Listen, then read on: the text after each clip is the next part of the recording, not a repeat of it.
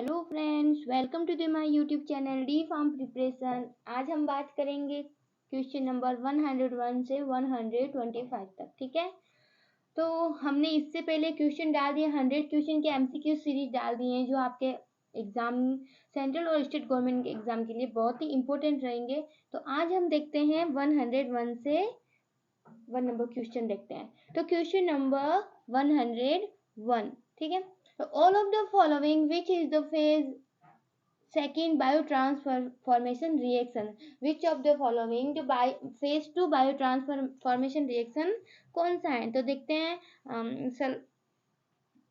Sulphoxide formation, nitro reduction, ester hydrolysis और sulphate conjugation. तो इसमें आंसर हो जाएगा हमारा, इसमें हो जाएगा डी आंसर हो जाएगा सल्फेट कंजुगेशन। ये होता है फेज 2 बायो ट्रांसफॉर्मेशन रिएक्शन होती है। ठीक है, next question number 102, enteric coated tablet. Enteric coated tablet का पूछे हैं, ये देखते हैं।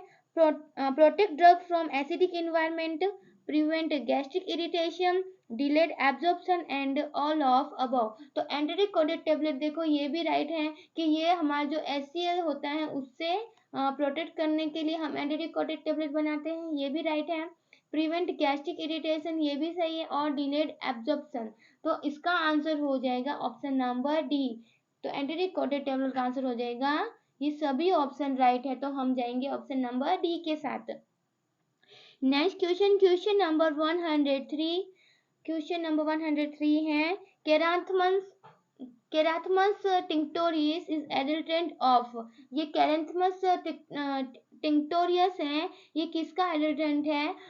बिक्सा ओरेलिना, क्रोकस सेटाइवस, कोलियस फॉर्कोली और नन ऑफ दिस। ठीक है, तो ये जो कैराथमस टिंक्टोरियस है, ये इसका आंसर हो जाएगा सी, कोलियस फॉर्कोली। ठीक है, तो आंसर हो जाएगा C. Next question number 104, which of the following is true. ये पूछे हैं, इसमें कौन सा ऑप्शन ट्रू है?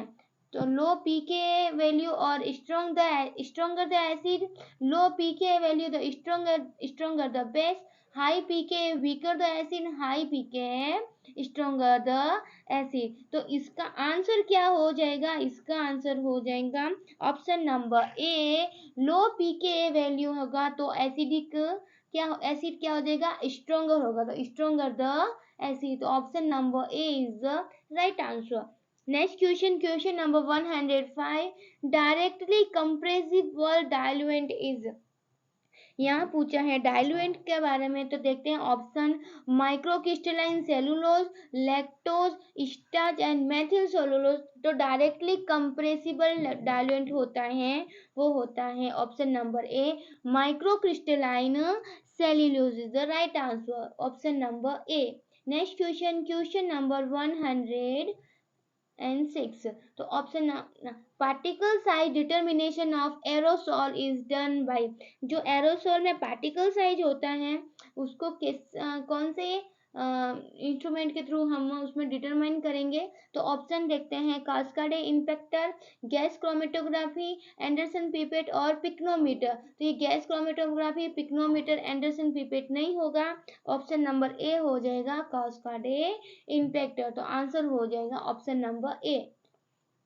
Next question, which surfactant is amphoteric in nature. यहाँ दिए हुए हैं सर्फेक्टेंट, लेकिन हमें एम्फोटेरिक नेचर का हमें चूज करना है। तो ऑप्शन देखते हैं, बेंजिलकोनियम क्लोराइड, लेसिथिन, पॉलीऑक्सी ईथर और एसिलेस। तो जो लेसिथिन होता है वो होता है एम्फोटेरिक इन नेचर। लेसिथिन एक सर्फेक्टेंट जो एम्फोटेरिक नेचर का होता है, तो ऑप्शन नंबर बी। अब चलते हैं नेक्स्ट क्वेश्चन पर, क्वेश्चन नंबर 108। ये तो हो गया 107, 108 देखते हैं।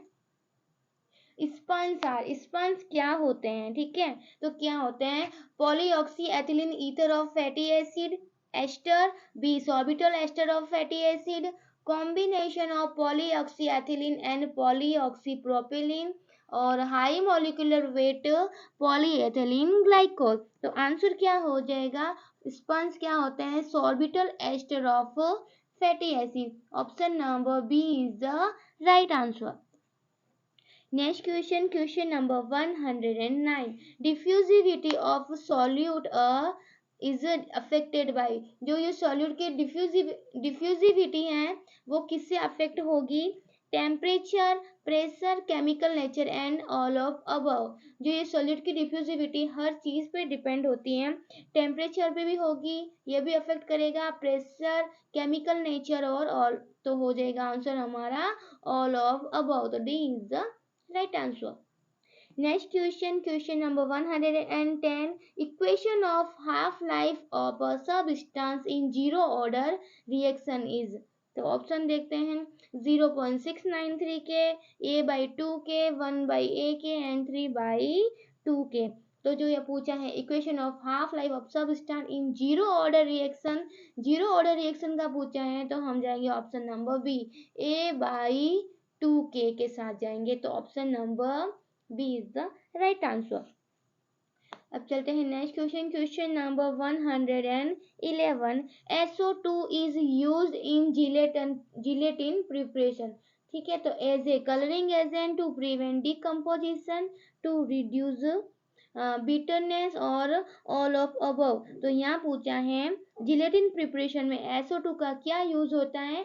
तो वो यूज होगा टू प्रिवेंट डिकम्पोजिशन। किससे? डिकम्पोजिशन से प्रिवेंट करने के लिए SO2 का यूज होता है। तो option number B is the right answer. Next question, question number 112, which is the functional group transferred by coenzyme pyridoxal phosphate। तो which of the functional group जो ट्रांसफर बाय कोएंजाइम पायरिडोक्सिल फॉस्फेट। तो देखते हैं aldehyde, hydrogen atom, amino और amino और ये acyl है या क्या है? तो देखते हैं इसमें, तो देखो आंसर तो यही होगा अमीनो। ठीक है, अमीनो ग्रुप हो जाएगा, तो ऑप्शन हो जाएगा C. Next question, question number 113, extra chromosomal DNA which irreversible integrated in host DNA is called। तो देखो यहाँ पूछा है extra chromosomal DNA which irreversible integrate in the host DNA is called। तो प्लाज्मिड, मीसोसोम, एपिसोम और none of above. तो उसे बोलते हैं प्लाज्मिड। तो option number A is the right answer. Next question, question number 114, total number of purine nucleotides is equal to total number of pyrimidine nucleotide। This is according to। यहाँ किसी का rules पूछा है, तो देखते हैं Watson and Crick model, Bohr's model, charge of rules and none of the above। तो total number of purine nucleotide is equal to total number of pyrimidine। तो purine nucleotide and equal to pyrimidine nucleotide, ये किसने बोला था? Option number C, charge of rules में बोला था कि pyrimidine nucleotide is equal to total number of pyrimidine nucleotide। तो option number C is the right answer। Next question, question number 115, in the cell culture. यहाँ पूछा है cell culture which gas is use in cryo preservative of the animal cell. तो cryo preservation में animal cell, तो animal cell के cryo preservation में कौन सा गैस यूज करेंगे? O2, SO2, N2 और CO2। तो हम इसमें करेंगे N2 गैस यूज करेंगे, नाइट्रोजन। ठीक है, तो option number B right answer हो जाएगा। Next question, question number 116, some enzymes require metal ion for their activity. The metal ion is called cofactor, coenzyme, activator and all of above. तो जो ये कुछ एंजाइम होते हैं जिसमें मेटल रिक्वायर होता है अपनी एक्टिविटी के लिए, तो वो एंजाइम, तो वो मेटल आयन क्या कहलाएंगे? एक्टिवेटर कहलाएंगे। ठीक है, क्योंकि फॉर देयर एक्टिविटी, तो ऑप्शन आंसर हो जाएगा C is the right answer, activator. Next question number 117. Enzyme for conversion in mRNA into cDNA. mRNA to cDNA, तो ऑप्शन देखते हैं DNA polymerase, DNA ligase, reverse transcriptase और RNA polymerase. तो ये हो जाएगा reverse transcriptase. Option number C is the right answer. Next question 118. The agglomeration of several fold chain of amino acid is known as structure. तो वो structure क्या होगी? Primary, secondary, tertiary और quaternary.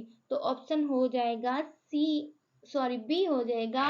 B is the right answer. The agglomeration of several fold chain of amino acid is known as secondary structure.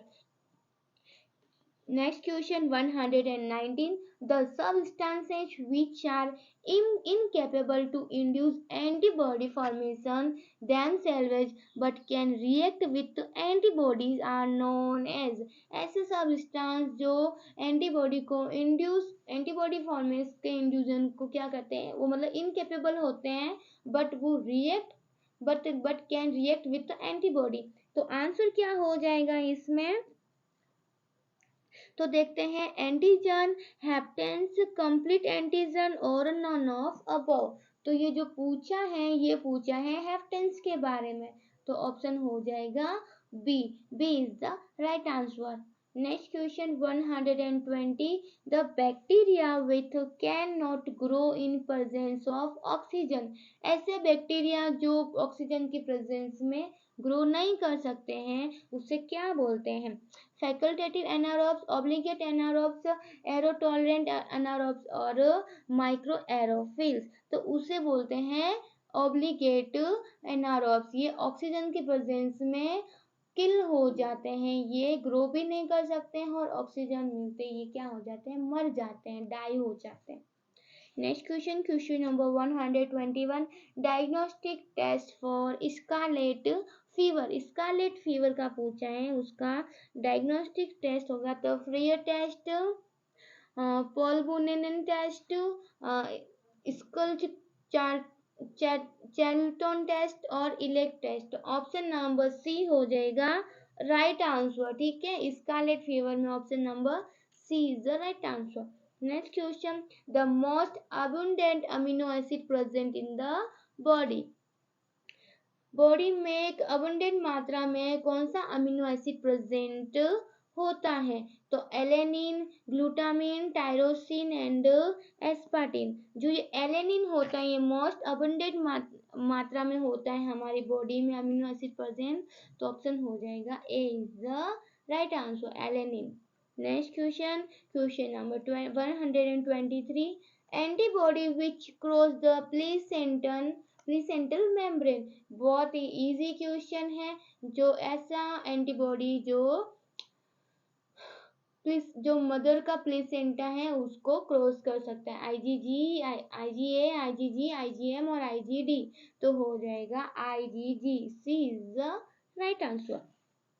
Next question, the genetically determined unwanted reactivity to chemical और drugs is called. तो intolerance, drug allergy, idiosyncrasy और poisoning. तो यहाँ बात हो रही है किसकी? जेनेटिकली की बात हो रही है, तो हम जाएंगे ऑप्शन नंबर सी के साथ, इडियोसिंक्रेसी के साथ। This 125. This is the last question of our series. Laser meaning, laser means इसका ऑप्शन देखते हैं, light amplification by stimulated emission of radiation, light attenuated by stimulated emission of radiation, light amplification by stimulated emission of radiation और light attenuation stimulated emission of radiation। तो इसका answer तुम आप लोग मेरे चैनल के कमेंट बॉक्स में देना कि लेजर का फुल फॉर्म क्या है। लेजर स्टैंड फॉर, तो option number A B C D इसका आंसर देना कमेंट बॉक्स में। ठीक है, thank you for watching. Subscribe my channel @D Farm Preparation। अगर मेरा वीडियो पसंद आया तो प्लीज़ लाइक करना, मेरे चैनल को सब्सक्राइब करना। Thank you.